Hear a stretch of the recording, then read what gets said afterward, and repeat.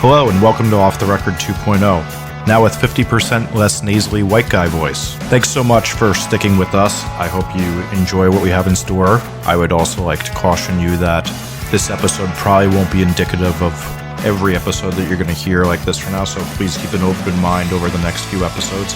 I got a bunch of really awesome new contributors and a new producer-showrunner for the show that I'm really excited about. We're going to be doing some really cool in-depth things, and this is just the beginning of a taste of what we're going to be doing.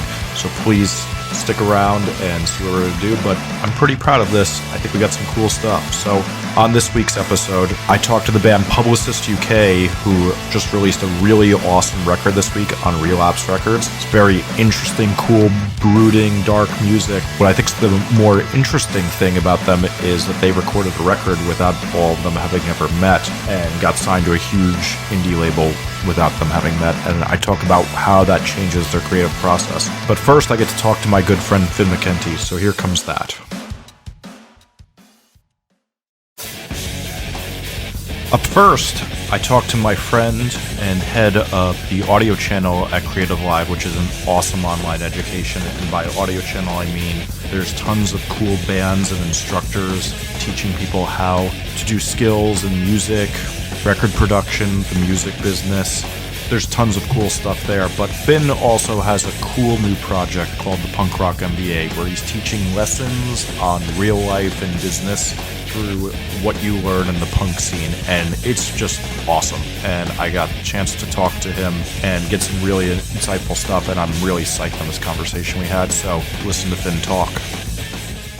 Tell me what the Punk Rock MBA is. Well, the Punk Rock MBA is a website at thepunkrockmba.com. Specifically, the elevator pitch is that it's lessons for business from DIY culture, and I include under the heading of DIY culture, I include punk rock, hardcore, skateboarding, graffiti, hip hop, really anything that's created by the kids for the kids, which is how which are basically all the cultures I grew up in, and if you're listening to this, probably you grew up in one of those cultures too.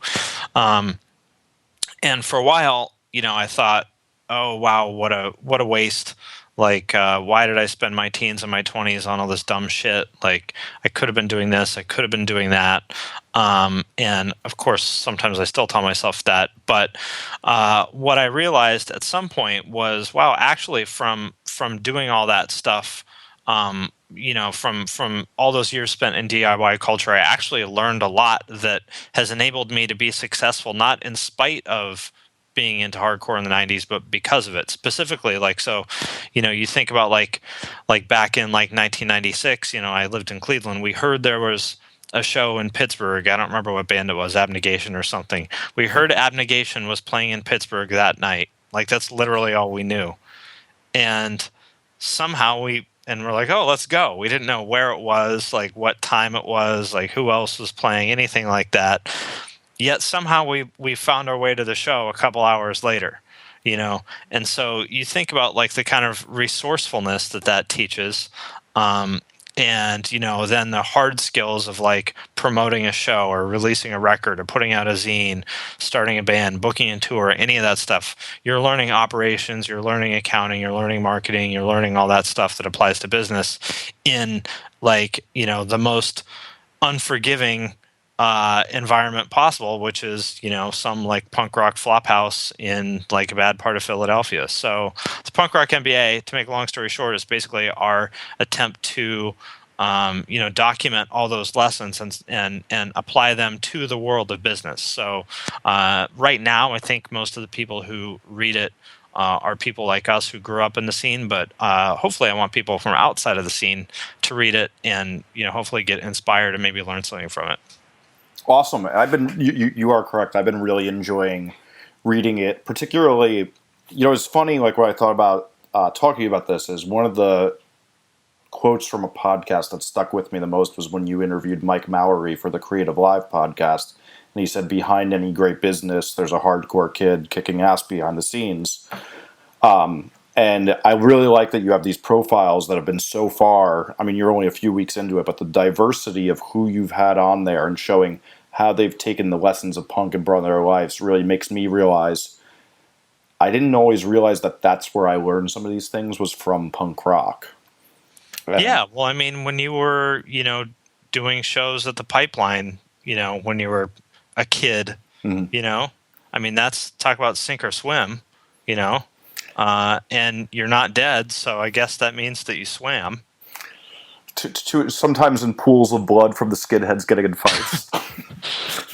So I guess my point is if you can somehow find a way to, I mean, that's running a business, really. I mean, putting on a show is running a business. If you can find a way as a 18 or 19-year-old kid to, run a business when there's like literally like heads being split around you, then a lot of other business challenges seem a lot less intimidating. That's funny because that draws me to a thing like that I read today in you guys' profile of Justin Brannon from Indecision and Most Precious Blood, who now works in the de Blasio administration in the Department of Education. Is he talked about when he worked at Bear Stearns, which is one of the biggest financial entities in the world. Yeah. And he talked about how Bear Stearns' hiring policy was much more about that, like, if you're just poor and hungry and you know how to be scrappy, that they're going to take you on. Yeah, I mean, I think that's, I worked at Abercrombie and Fitch for a couple years, and it was really eye-opening to kind of see, I didn't grow up around, I grew up on welfare, and all my friends were pretty much in the same situation and stuff, and so I say that not because I want anybody to feel sorry for me, but just that's the only side of the world that I ever knew until I was, well into my 20s.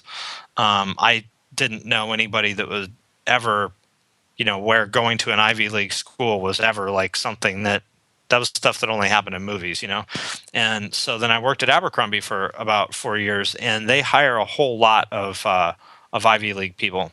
So I worked with them for a few years, and what I discovered about them was very interesting. They're really great at following a plan. I mean, that's what got them to where they're at. Someone said, here's what you have to do to get into Harvard. And starting at the age of like 8 or whatever it is, like they did all that stuff. They followed all the steps and they got into Harvard, which is not easy to do. And they finished Harvard, which is not easy to do. And then they got hired by a company like Abercrombie, which is also not easy to do. And so, I mean, they did it and I didn't. So I really respect that. But what I saw as their weakness is when things didn't go according to plan, a lot of times they floundered because I realized that their whole lives they'd been following a plan that someone else put in front of them. And the problem is that in business, how often do things go according to plan? Almost absolutely never. Yes. Right. So, I think that kind of resourcefulness and scrappiness that comes with, again, DIY culture being 90% of it is a kid having an idea, having no fucking clue how to go about doing it, and then just doing it anyway. And I think that that's really at the core of what drives innovation in business. I mean, Google didn't know how to do Google before there was Google. You know what I mean? Mm-hmm. They're like, hey, we're build this crazy search engine that does this and this and this. How do you do that? Well, fuck if I know, but we're going to figure it out. And I've found that, it really is true what Mike said. You sniff around long enough and you're like, okay, there, I found him. There's the hardcore kid. It's true. And I think one of the funny things of this is like you're talking about like these Harvard people. I think I had like a really eye-opening conversation years ago with a friend where he talked about, and he's a high school teacher for a living. He talks about that, there's book smart people, but then the real test of intelligence is synthesis. And yes. The idea that you can take two things and then turn it into something that wasn't there before, which some people would deem being creativity. But yep. I think there's a bit of a difference there. And I think that is the thing, is that so many people who just do the book smart thing and just do what they're told don't have that. But when you go through this punk rock life, you're probably going to be on some forums where you're taught to be challenged about your ideas, and you're going to discuss things with people where you're going to have to learn new things. And then secondly, you're going to have to kind of learn how to synthesize and make a quick decision when all of a sudden there's a fight at the show you put on, or right. Somebody in your band just, did something sexually inappropriate. You have to deal with how to handle the press, as seems to happen to a different band every other day these days. again, how often do things go according to plan? Almost never. So I would say that the ability to follow a plan is valuable to an extent, but the ability to scramble, I would say, is probably something that comes up. It's probably something that is valuable more often. The one thing I would say that has come up in a lot of those interviews that's a little bit of a weakness or a counterpoint to that is that I think it's fair to say most of us don't always like following someone else's plan, and and that's a big problem because most of the time in life you don't get to decide the plan. Most of the time, you got to do what someone else says, or at least compromise with them, and that's a big weakness for a lot of us that grew up in the DIY scene, certainly myself included. And it's been really interesting to me to hear that come up from other people unprompted. Specifically, I think the biggest weakness, because of course, like, is it Infest that had the shirt or 7-inch or whatever that said like "Speak Out"? Yes. I mean, that's the message, like, in every like hardcore punk song is like, or even graffiti, like any of these things is like, hey man, don't be afraid to like, speak your mind. And so, we spent 20 years being conditioned to like say what we think. Well, there's lots of times where maybe the world doesn't necessarily want to know what you think, and you'd be better served keeping it to yourself. So that's a lesson that I think a lot of us have had to learn the hard way and maybe continue to learn the hard way. I think that's a great point. And I think it's also funny is you're such an interesting example of all this, because obviously it's like a pretty funny thing that, we're talking about punk rock, and then the least punk rock company on earth in at least fashion sense is Abercrombie and Fitch, pretty much. Yeah. And you found a way to work there. Do you have any advice on how you've gotten to a point where you're able to do that? Now you work at a, very, very esteemed tech company in Silicon Valley, even though you're in the Seattle branch of it. This is a company with all the hype in the world and business savvy and millions of dollars behind it. Yeah, well, the way that I got the job at Abercrombie is that I tweeted, hey, I want a new job. Here's what I do. Can anyone help? And then somebody replied, I work at Abercrombie. I can hook you up. And I was like, oh, okay. And he got me an interview. And, then I successfully navigated the interview process, which, that didn't happen by magical networking. But the hardcore network is what got me in the door for sure. It was somebody that read my blog, and he's in a bunch of like gross, like, basement grindcore bands and stuff in the 90s and knows all the same people we know and all that stuff. When I was interviewing there, like, they had me do like put together kind of like a sample project for what I would do for them. And I just sort of, as sort of a joke to myself, I put I used like a line in there, like somewhere in there, Memories of Tomorrow, which, as you may know, is a Suicidal Tendencies song. And one of the guys interviewing me was like looking through it, and he stopped and paused. He's maybe 10 years older than me, and he looks up at me and he's like, is that like a Suicidal Tendencies thing? And I was like, oh, yeah. And he's like, oh, man, I love them. It turns out he grew up in Portland, like, like saw Poison Idea in 1982 and all this stuff. And, so, and then it turns that here's a good one. My first day at Abercrombie, I sat down, and the guy next to me was listening to music that sounded kind of familiar, and I was like, what is that? Like, why do I recognize that? And I was like, hey, what are you listening to? And he's like, Bulldoze. Awful. That's so funny. So, and then I come to find out that basically, 75% of the people in creative roles at Abercrombie are like us, and that's true in every industry. I mean, like the creative industry. I mean, guess what? It's not full of normal people. So if there's somebody that has a creative job, chances are they grew up like we did, more or less. They might be an indie person, which I think is actually very different. And that's something I've been thinking about a lot lately, is like, what's the difference between, like, because like indie culture to me is just like, it's not for me. It's like oil and water, and I've been thinking about this quite a bit. Like, what are the differences between indie culture and what I guess I would call, DIY culture? And I think about like graffiti and skateboarding and hardcore and hip hop all have this like really heavy element of like male aggression and competition and confrontation that's like not just a byproduct. It's like a core element of it. Like in skateboarding, you're trying to outdo each other. In graffiti, you battle each other.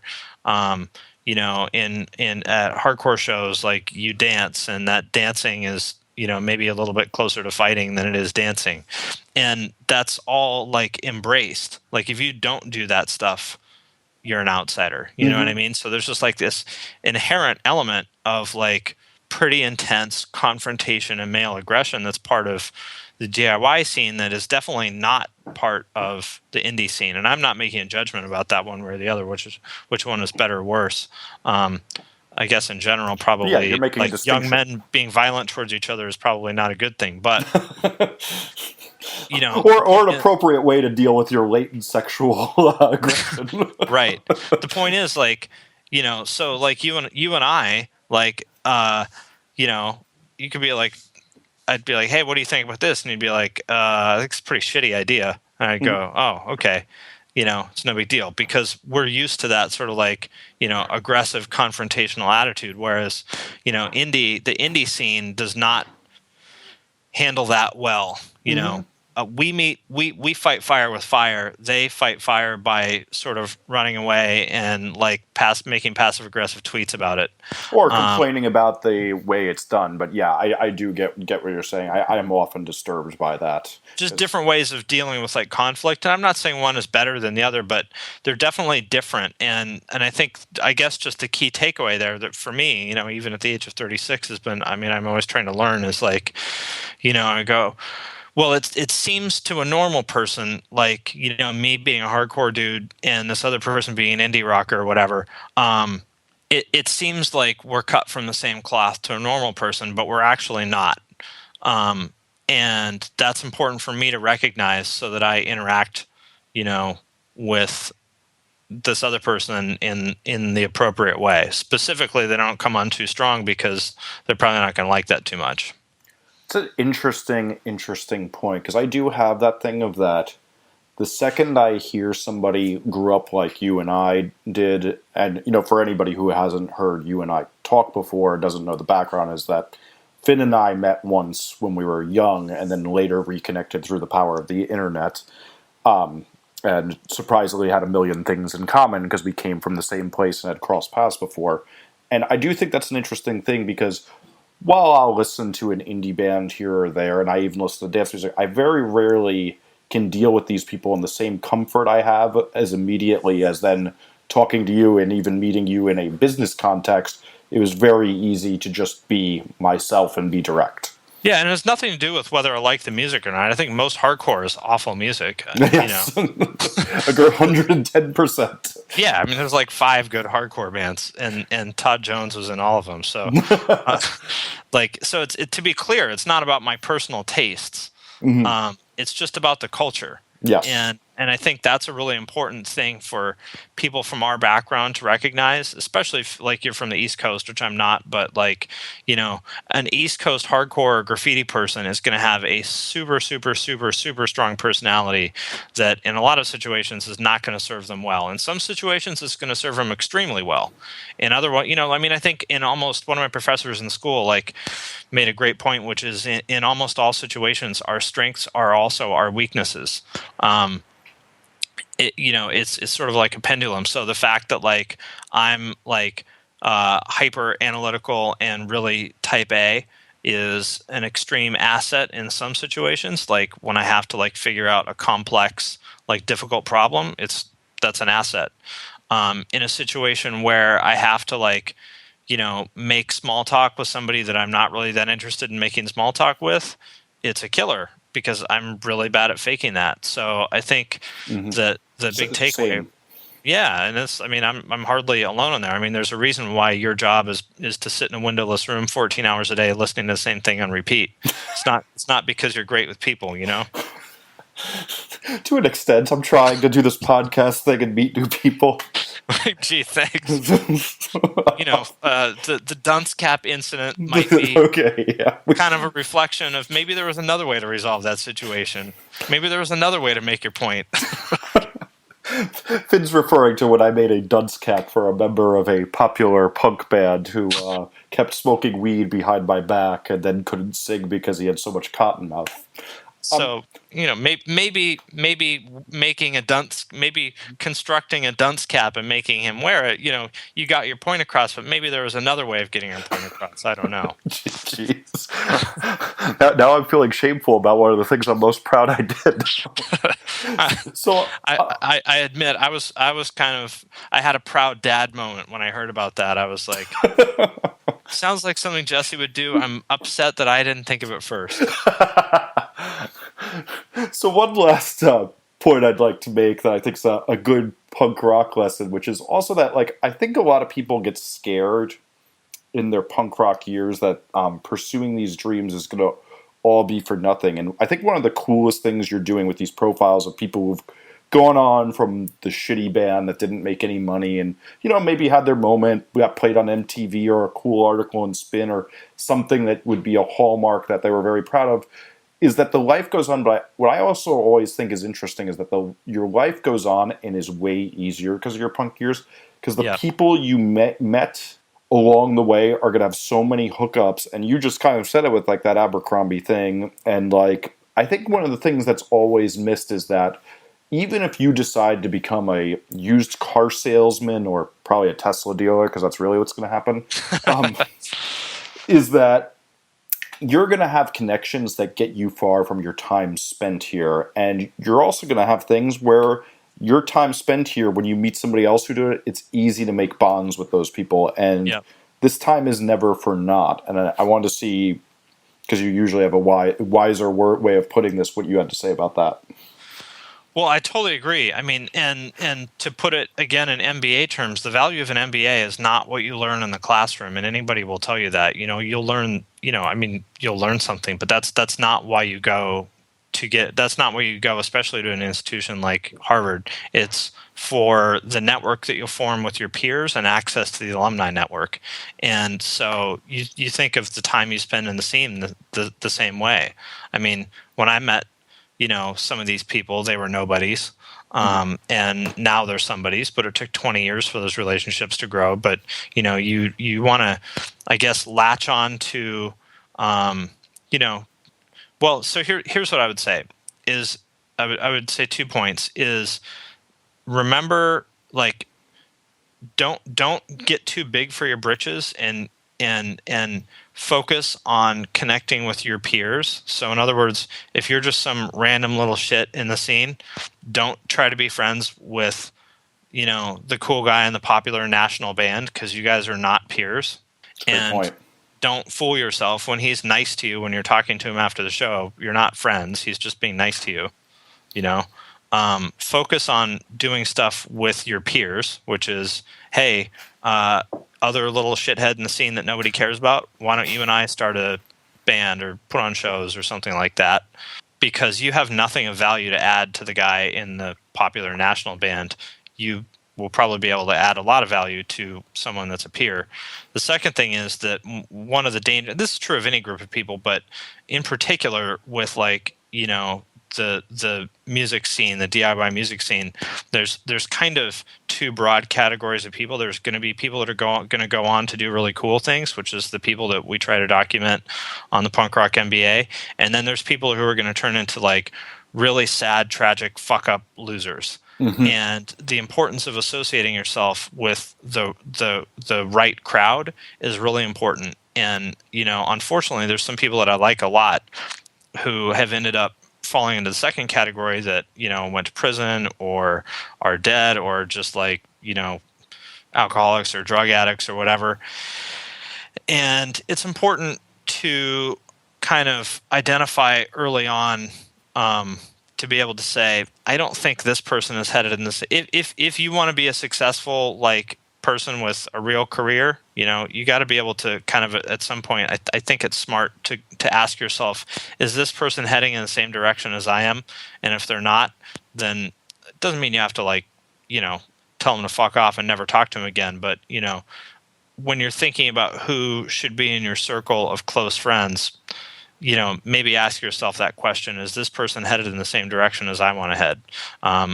And as I saw in a magazine recently, as a really good quote was, if you hang out with 9 broke motherfuckers, you'll be number 10, which is pretty much the perfect way of saying it. I didn't realize that it's like actually like a Warren Buffett quote that your wealth is the accumulation of the 5 people you hang around. Because I always heard it as your personality is the accumulation of the 5 people you talk to the most, and I take that very seriously. Of like, and I think that's one of those things that you don't take as serious when you're young, and a lot of us do it subconsciously. But like, I take it very seriously that I'm not around people constantly that, or bring me down or to a bad place. And that's not to say you shouldn't be a good friend to somebody when they get in a bad place and run like hell. But it is to say that you do have to take it seriously, that if you're around them all the time and they're not getting better, that you're going to go into a worse place. It will, it will rub off on you whether you like to or not. And to sort of tie this all back to like hardcore, strangely, the place that I learned that from was from some Krishna book that somebody gave me years ago. I don't know if everybody's familiar, but the Hare Krishna movement had a big infiltration into hardcore when Finn and I were teenagers. Yeah, maybe for only about like 4 or 5 years or something like that in the 90s. The Hare Krishna movement had a big presence in the hardcore scene. So you could go to a hardcore show and, get handed a copy of the Bhagavad Gita or some other like Hare Krishna book. That was the thing that happened back then by some guy in an orange robe. What would also happen all the time is like you'd be like, "Hey, Damon Jones," and he's like, No, that's Vishna Haro Mishna now," and you're like, all right, dog, whatever you say. Oh, cool. Do you still work at Kinko's? Yeah. Well done. Yeah. Anyway, so that's actually where I learned that. They talk so much about like the importance of association is the term they use for it, which basically means, what we were just talking about, which is you are who you surround yourself with, and it's 100% true. And I guess to bring it all full circle, I'm really genuinely happy to see that the people that I surrounded myself with, and even people that I wasn't necessarily friends with, like Ben from Dillinger, I didn't know him back in the day, but we were loosely part of the same circle, or you, or Kerpaloo, or any of these people that, we kind of were all in the same graduating class of hardcore, let's say. I'm really genuinely happy to see that I associated myself with, a group of people that have gone on to do things that I think are pretty cool, and most importantly, have gone on to be, relatively happy, healthy, functional people. And, it's pretty awesome to be able to look back on, 20 years. Like, I don't know, I went to the APMAs the other week, and I was like, some of these people I've known for like 15 or 20 fucking years. And that's pretty cool. And that's, it really felt like a class reunion. That's awesome. And I've experienced very same. Well, Finn, thank you so much for explaining this, and I'm really enjoying this book, and I hope everybody who listens to this does read this, because I imagine you're going to want to do something with your life, and there's so much great advice on here that even me, who's been reading this stuff forever, is remembering things and getting ideas in my head that are making me do better things every day. Cool. Well, so yeah, head over to the punkrockmba.com. It's the same thing on Twitter and Facebook and Instagram and all that stuff. So head over there and check it out, and hope you like it. Thanks so much for being on, and I'm sure you're going to be on in the future, because I'm going to bug you till you are. Sounds good. Talk to you soon. Awesome.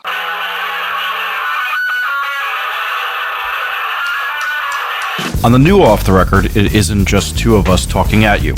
We'd like to hear about what you think. So this week, I want you to tell Off the Record what you think's the most annoying things bands do on social media. All you gotta do is record a voice memo on your phone and email it to us at offtherecordfm@gmail.com. That's offtherecordfm@gmail.com. And we'll play the best responses on next week's episode.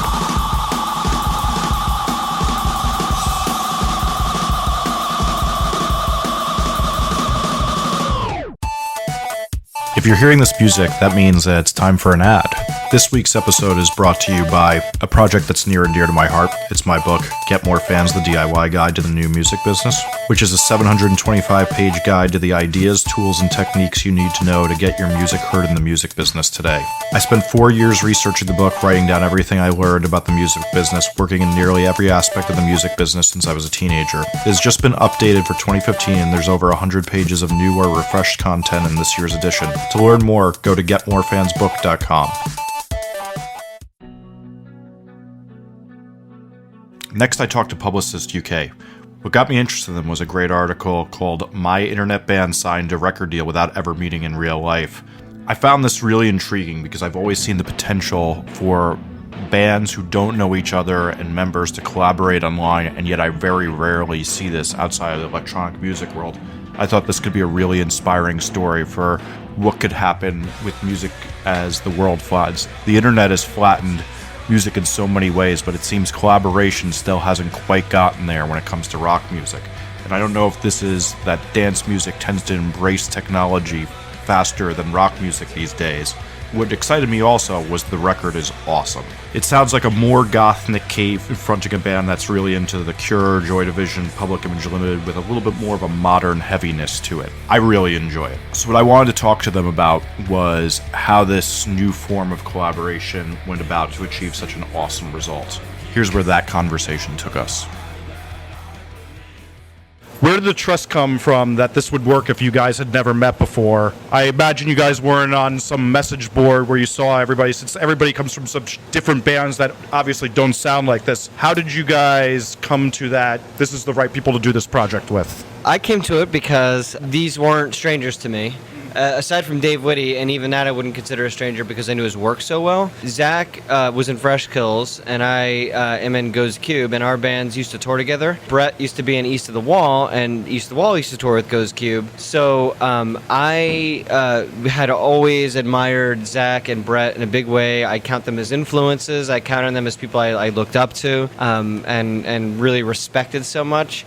Definitely on this list of people like, God, wouldn't it be great to do something with them? And I didn't realize that Brett was close friends with Dave Whitty. And so Zach and I were the ones who kind of just kicked off the project, and Brett followed shortly after. And then when Brett played it for Dave and Dave was into it, we didn't all four know each other mutually at first, but we all there was all these connections, and there was an ingrained trust there. It would never have happened with anybody else. I was the one that knew the least, so I was scared. I was like, I don't like many people, and I don't know that many people like me, and so it was definitely, the reassurance didn't really even happen. Like I knew that the music was turning out great, and I was really happy with what everybody was adding.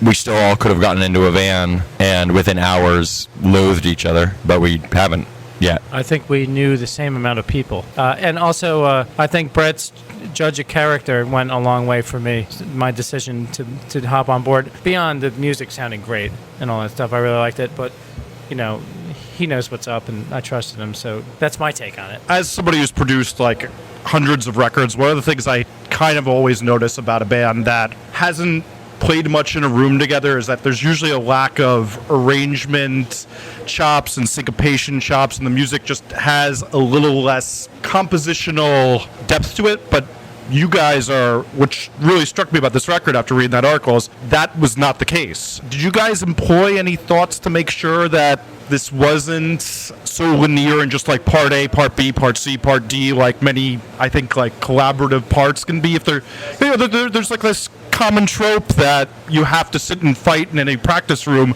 to make good music. Was there any thoughts you guys had on that? Well, so I think we probably all did think of it in terms of part A, part B, part C, part D, but I think that because we never communicated with each other, this is part A, this is part B, this is part C, we all had different interpretations of what those parts were.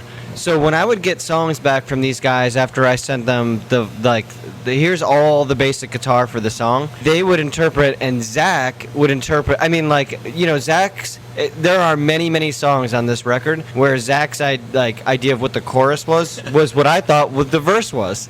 So I think because there was a sort of that, and we have a real rule in this band about, like, you don't direct each other at all. This is your territory is your instrument, and that's why, you know, I think it works well as this 4-piece. And so we hand it off to each other. And hey, great! If all of a sudden you're going to make this the chorus, that's fantastic. That's a really cool reinterpretation. So I think that's why that happened. Yeah, and a lot of that came up just because I would change things to choruses because for the sole reason of that's the part that I had a good line that bore repeating, and then from there I would be like, oh well, then the other parts, because they're not the chorus, are the verses, and then oh, here's a part that I can't think of anything to sing on. This is the bridge, and nobody told me I was wrong, so Yeah, it was very open.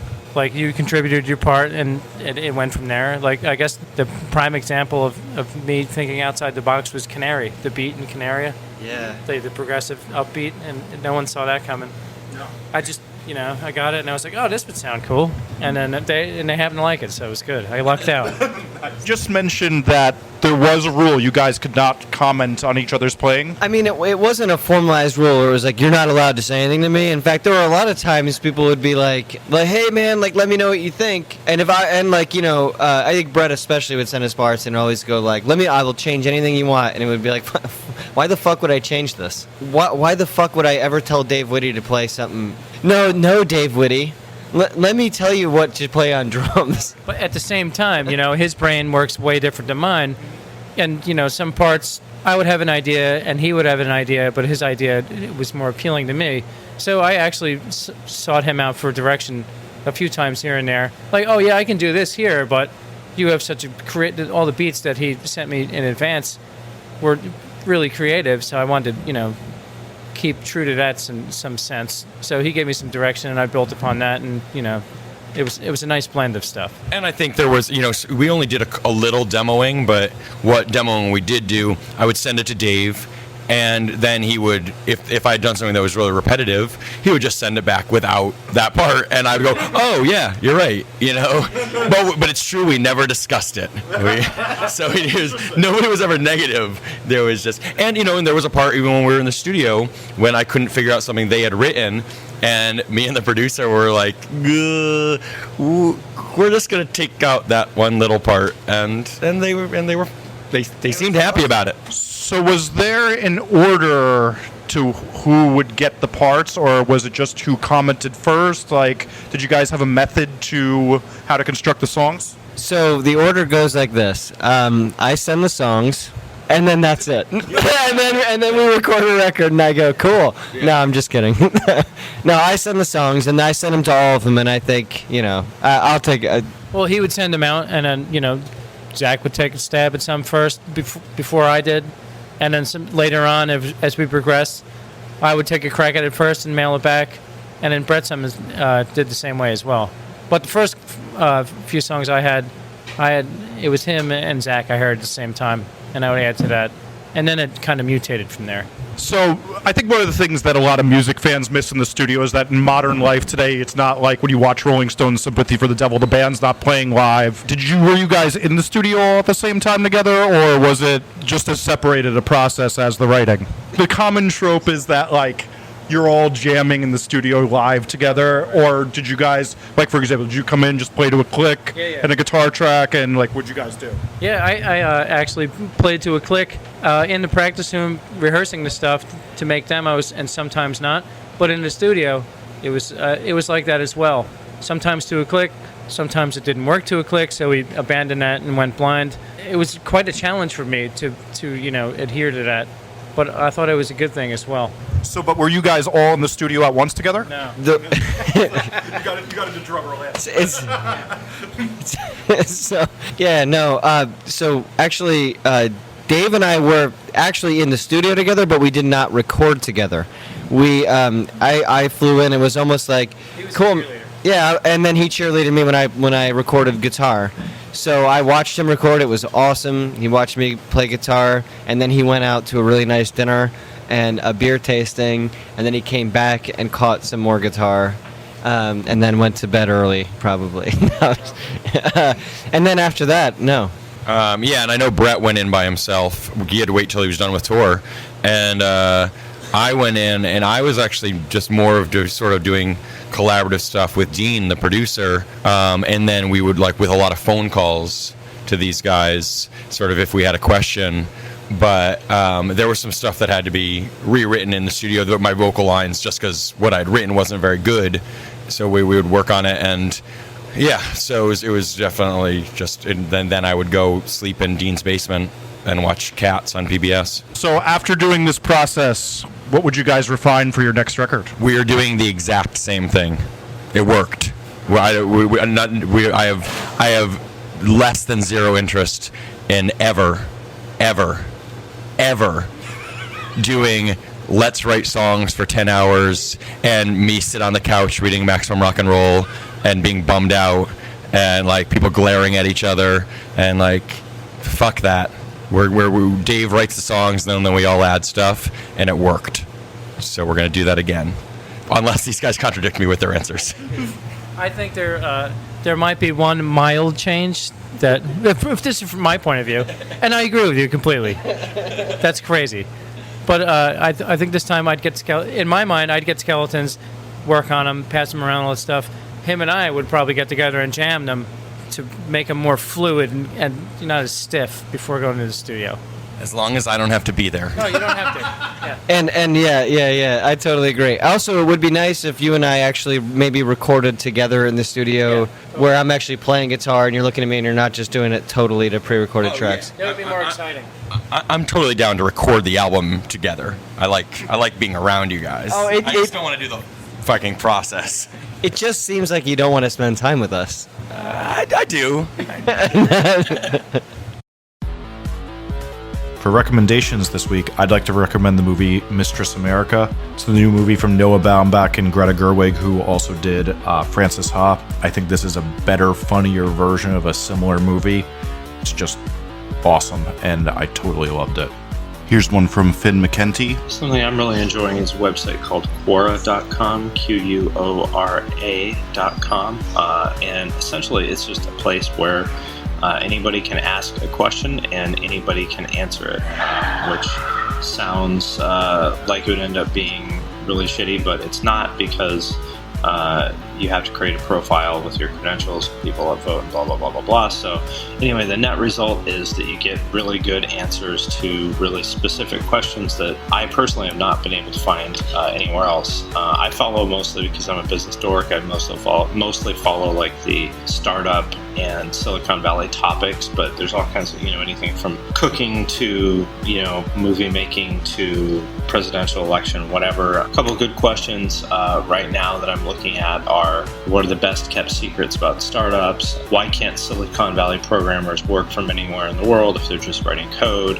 Lots and lots and lots and lots of debates about whether you should live in San Francisco, whether the quality of life is worth it, stuff like that. Anyway, so if you are interested in just about anything and interested in getting really good feedback from the people who answer these questions are not just like random jackoffs. These are people who, there's a little field which will say who this person is, and it'll be like founder of the Chromebook, guy who wrote the, sorting algorithm for like Amazon fulfillment centers or something like that, or the people answering these questions, or at least the ones that rise to the top. So if you're interested in any question, in particular ones that pertain to like tech or business or something like that, I would definitely suggest checking out Quora. And one from Ashley Aaron. The first is Punk Talks. This is a mental health awareness organization that's, you guessed it, within our punk scene.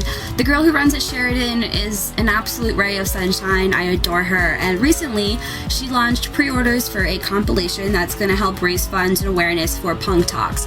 If you want to pre-order this, please check out punktalks.bigcartel.com. The next is an album. It's Old Bones by Broadside. It did come out in May, so it's not super new, but it's a fantastic pop-punk record. It's really grabbed my attention, and it hasn't let go, so I'd love for you guys to check it out. The boys in Broadside are some of my favorite people ever. The last is not necessarily music related, but it is a YouTube channel. It's called Smarter Every Day. Basically, this teaches you science lessons in a really easy and accessible way.